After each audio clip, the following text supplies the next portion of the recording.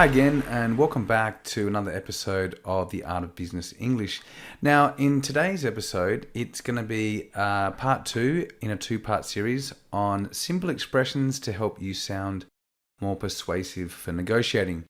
So firstly, if you haven't done so already, you should take a look at part one of this series.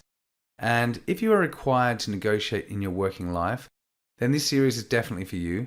We look at some simple expressions that are very persuasive and can make the difference between getting a yes response or a I'll think about it response, okay?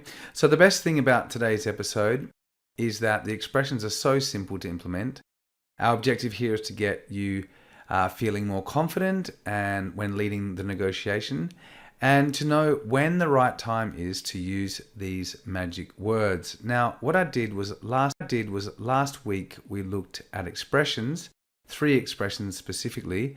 I'm not sure this is right for you, but how open-minded would you be about, and what do you know about? Okay, and this week I'll be looking at a few more expressions to help you sound more persuasive and less pushy.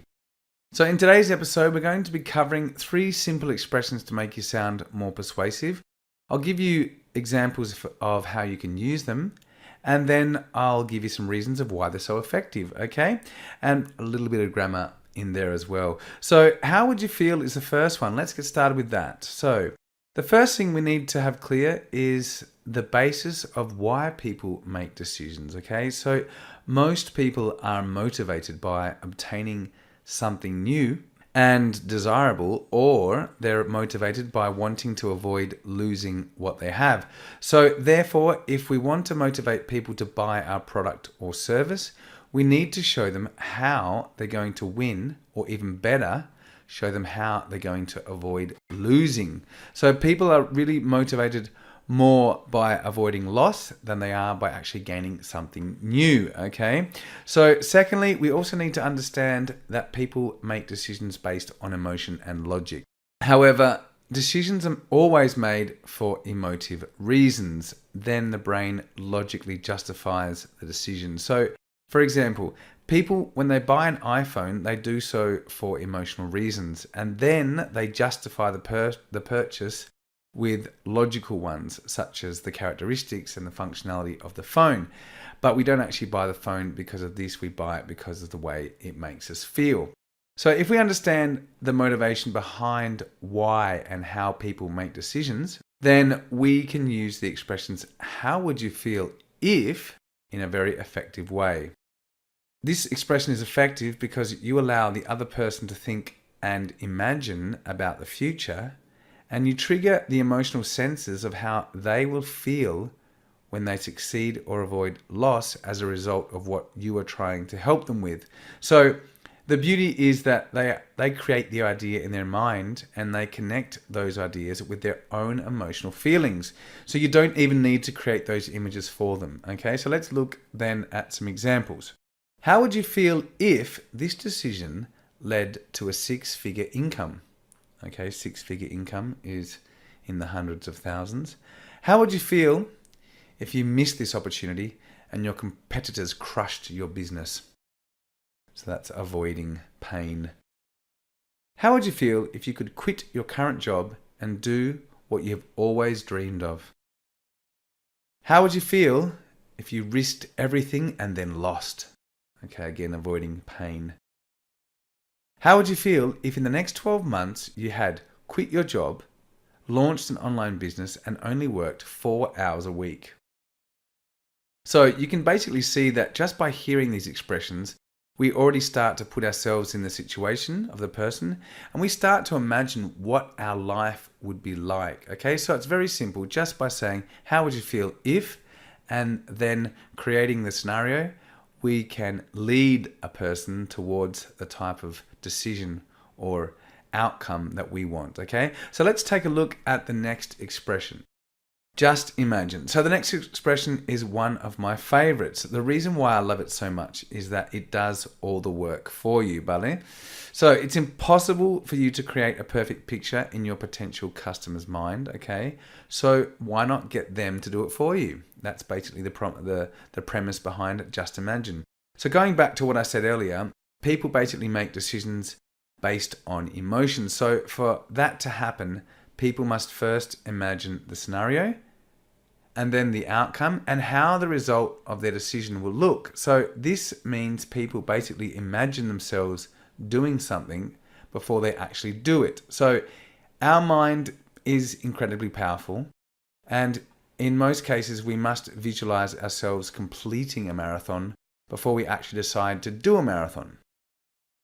So if we can't see ourselves as being able to achieve something in our minds first, then there is no way that we will make the decision to actually do it in the first place. So what's our job then? Our job is to get people to create this image in their mind. So we let them actually envisage what will happen as a result of their decisions. And we need to create these images via storytelling, okay, the power of storytelling. So as you know, the best public speakers are those who can tell a very convincing story. And we've all heard the expression, a picture is worth 1,000 words. So the principle is the same here. We need to engage our listeners in a mini story and then get them to create the images for us, okay? So we need to use the expression, just imagine. So this expression is the introduction to our mini story. Then we add the scenario and outcome that we desire to project to our potential buyer.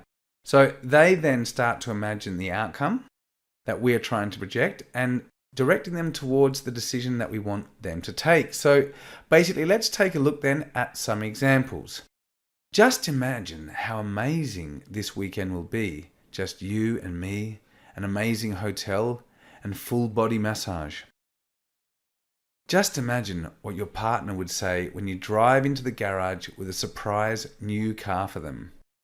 Just imagine how you will feel when you have completed the program and you have lost 15 kilos.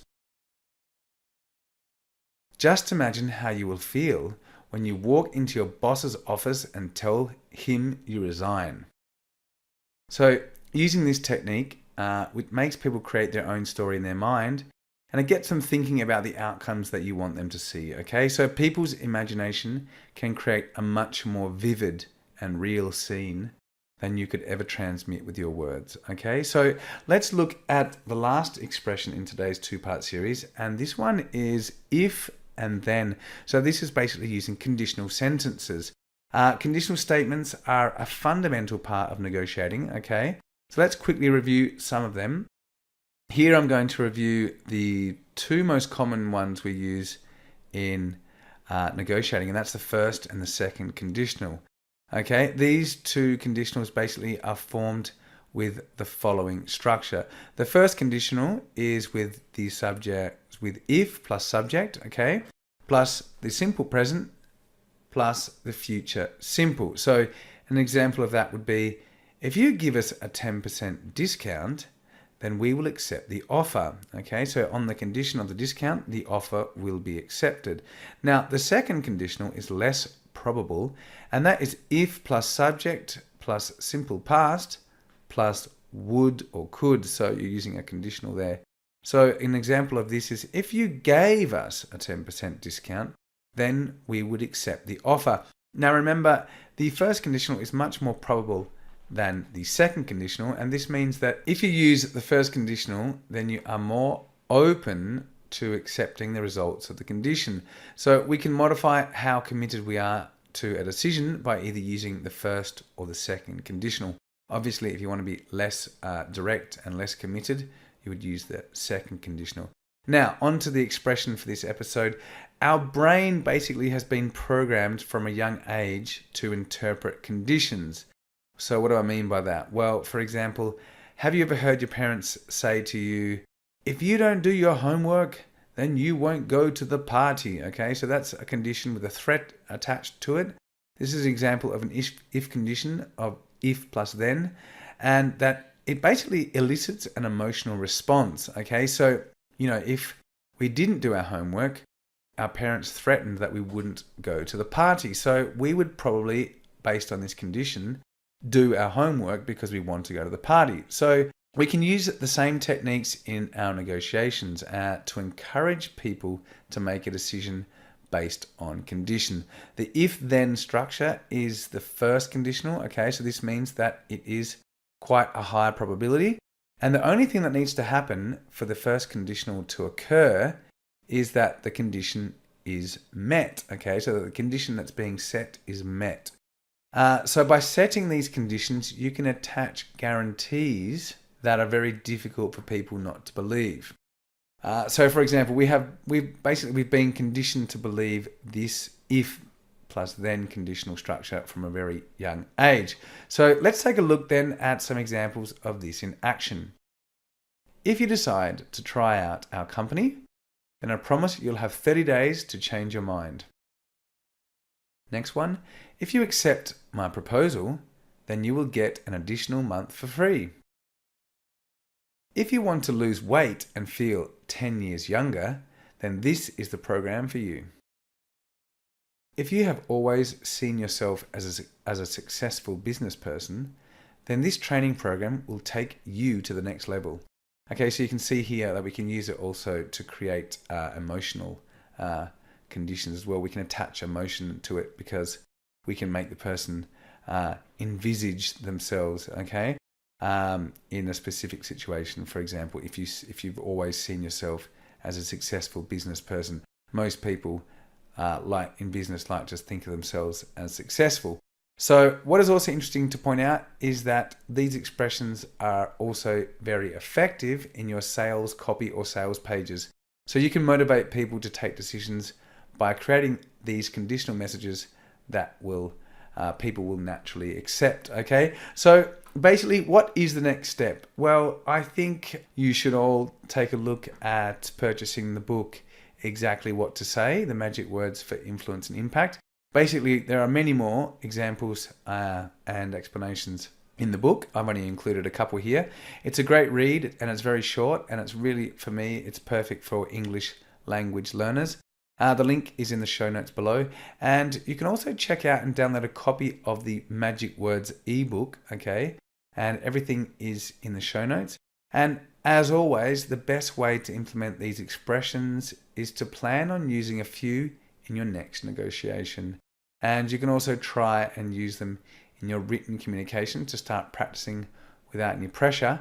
And remember, basically, these expressions will work on most people in most situations, but not always. And I think the art here is learning how to implement them at exactly the right time in the negotiation process, and also in a very natural way. Okay, so here again, practice makes perfect. So I recommend trying more than once, okay, and repeatedly over and over again until you can really master the art of implementing them naturally.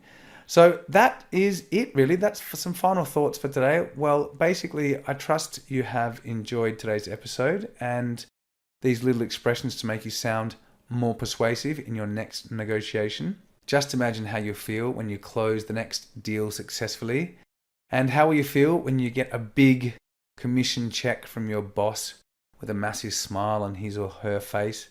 Okay, so remember, if you enjoyed this episode, then please share it with your friends, colleagues and family, and please send me your comments and questions. And again, if you do have any areas that you would like me to cover, then just send me an email and I'll be happy to prepare an episode just for you, okay? No problems there. So that's all we have time for. Take care now and have a great week, and I'll see you all in next week's episode. Bye for now.